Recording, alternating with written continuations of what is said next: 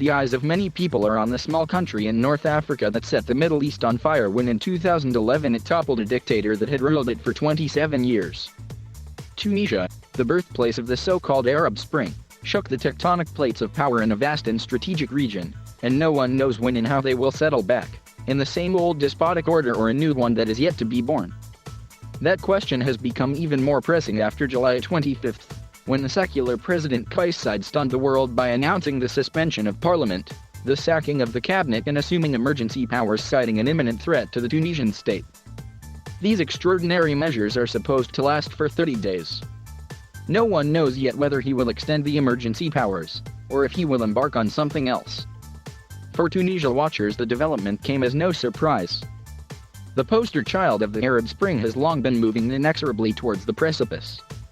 A stagnant economy, growing unemployment, and a fractious political class have convinced a growing number of Tunisians that democracy is not delivering for them. Add to that the devastating impact of COVID-19.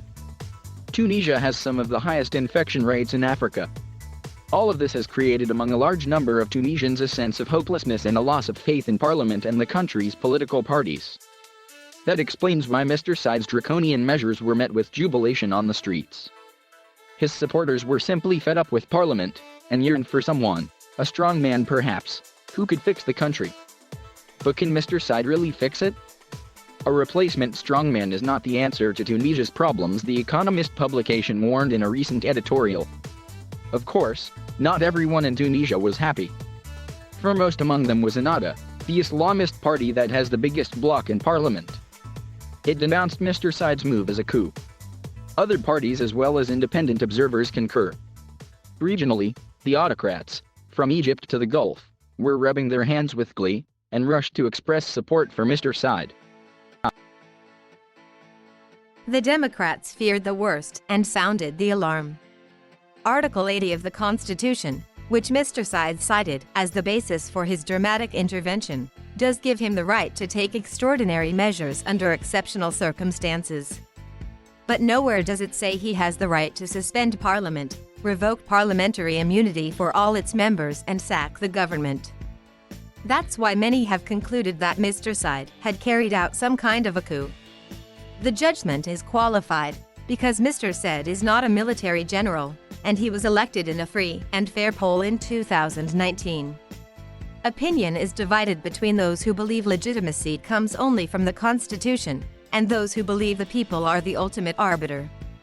However, in moments of profound crisis, the boundaries between what is purely legal and what is political are blurred.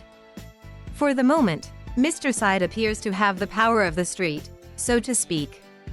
But no one is denying that this is a slippery slope that could spell the end for Tunisia's precarious transition to inclusive government.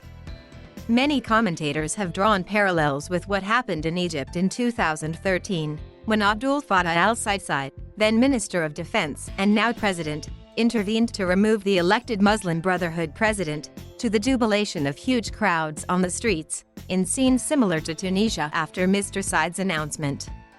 But there are important differences. Mr. Said was elected with some 70% of the vote, and the army has not played any major role in Tunisian politics, while in Egypt it has been the bedrock of the state for nearly 70 years. Crucially, Tunisia, unlike Egypt, still has a strong trade union movement and civil society. So, the eyes will be not only on Mr. Said, but also on the four organizations, known as the Quartet for National Dialogue, which in 2013 succeeded in brokering a compromise between Islamists and their secular rivals and averted protracted civil strife. The deal earned them the Nobel Peace Prize in 2015. There are calls for national dialogue. But it is hard to imagine the country going back to what it was without changes to the system that landed Tunisia in this crisis. Some believe the fault lies with the constitution that created multiple centers of power, the president, the prime minister and the parliament. In an ideal world that should create a well-balanced political order, with checks and balances that prevent domination by the president. But in an extremely polarized society it was a recipe for paralysis. Even the electoral law contributed to the chaos, giving parliamentary seats to a plethora of small parties and making the fragmented political scene worse.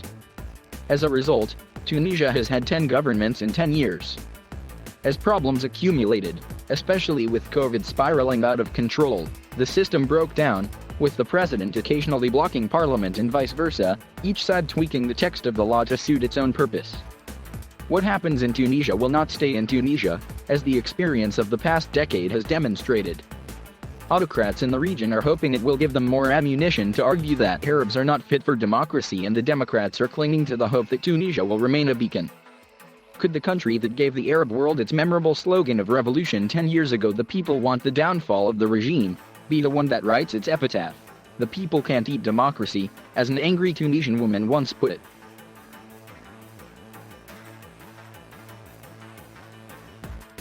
Thank you for watching. Please subscribe.